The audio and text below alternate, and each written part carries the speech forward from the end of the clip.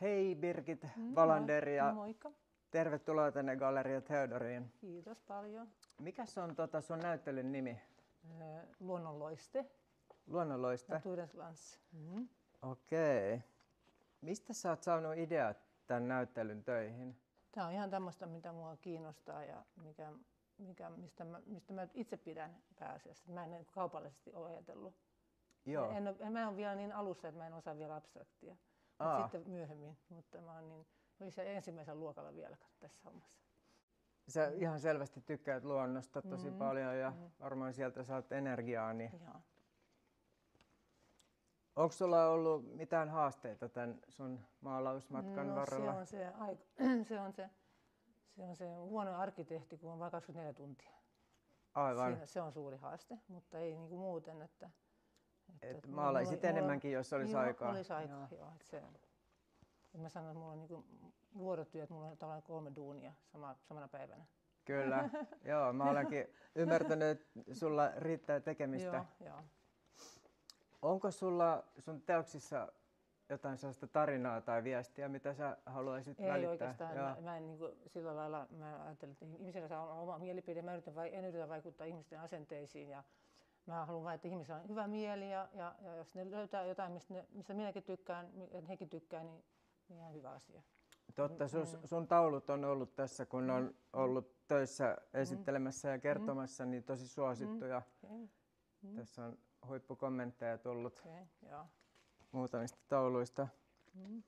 Onko tämän tilan, tämän Galleria Theodorin niin kuin nämä huoneet ja salit, niin vaikuttanut tähän esillepanoon? Totta kai piti miettiä, että mihin sopii ja näin. Ja tässä on ihan kiva, kun mä tykkään tästä tilasta. Joo, kiva kuulla.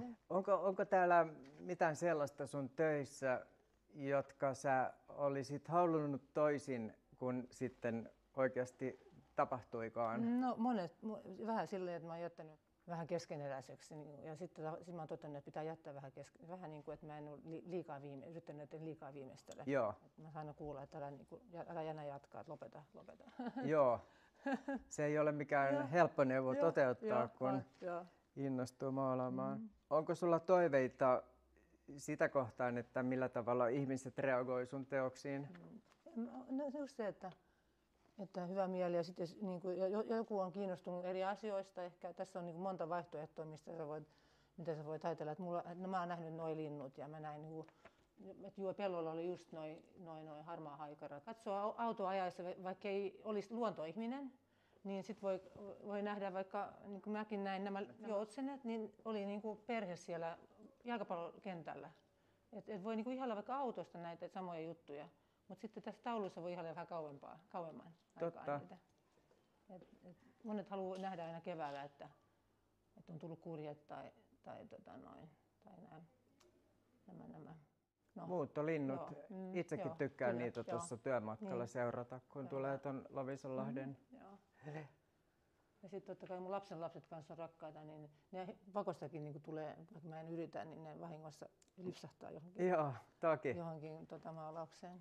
Joo, tästä vuohimaalauksesta itse asiassa yksi rouva kertoi, että vuohet saattaa just seurata, että kun näyttää niille vähän, että on kädessä jotakin, niin sitten ne lähtee kulkemaan perässä. Mulla oli jopa kallevuohi, siis 13 vuotta. Okei. Okay. Puskiko se? No, sitten jos mä liian hidas, niin se vähän tökkäsi, että nopeampi palvelu. Aivan, että se on totta tämmöinen tarina. Mutta ei sarvilla, että se niinku päällä. Okei. Okay. Luonto on kyllä ihana. Nyt kun tuli puheeksi, niin siellä on siis kaikkia hienoja ja kauniita asioita. Muun muassa vuohet puskemassa. Minkälaisia tekniikoita ja materiaaleja sä käytät sun teoksissa? Siis mä aika paljon käytän, että mä itse rakennan noin pohjat ja ostan ihan semmoisesta, ihan semmoinen mikä sahaa jopa tekee mittatilauksena ne kehykset, mistä mä tilaan ja itse rakennan. Ja sitten koulussa me opittiin kanssa käyttää kaikenlaisia eri materiaaleja. Me maalattiin metallille ja pleksille ja kokeiltiin kaikkea, niin oikeastaan noi tommoset levyt niin mä oon innostunut kanssa, koska sen saa sen pigmenttivärin enemmän valumaan siinä. Ja kangastaulussa ei samalla lailla niin kuin mene se vesi sitten siinä.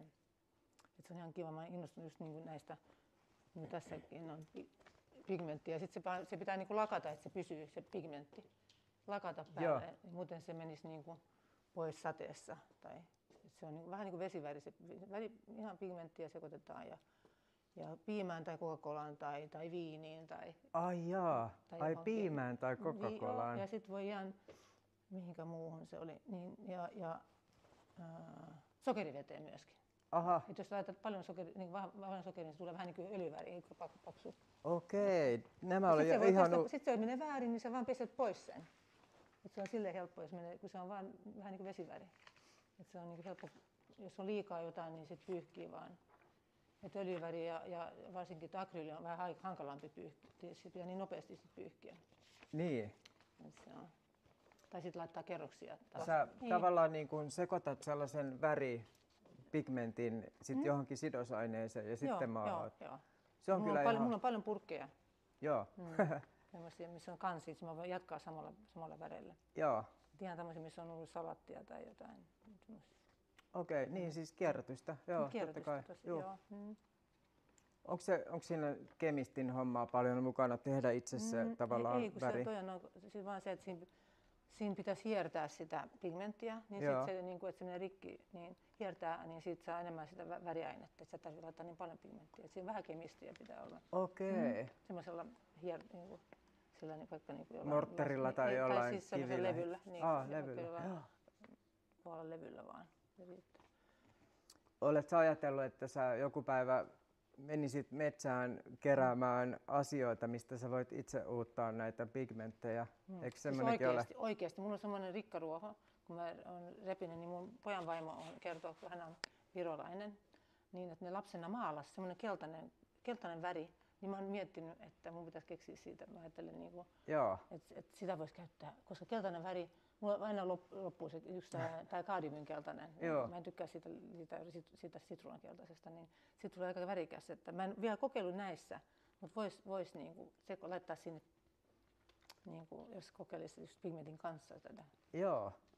Sitä on paljon semmoinen kasvi, kun sen repii, se menee juuresta poikki ja sitten alkaa tulla keltaista väriä. Aivan, joo. Niin. Minua itsekin kiinnostaa semmoinen vähän.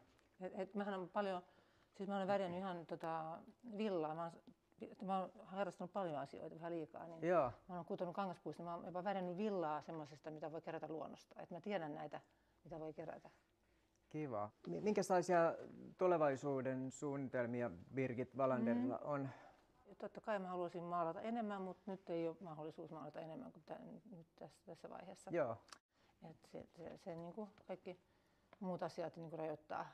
Jopa, että mä otan nyt äidin meille kerran kuussa 3 vuorokautta, että hänen avomies saa lomaa, että äidillä on Parkinsonin tauti, niin hän on 92-vuotias. Se on tärkeää ja hienoa. Tässä on niin paljon näitä muita asioita, mitkä rajoittaa, mutta kaikilla on aikansa. Mä vielä sitten joskus.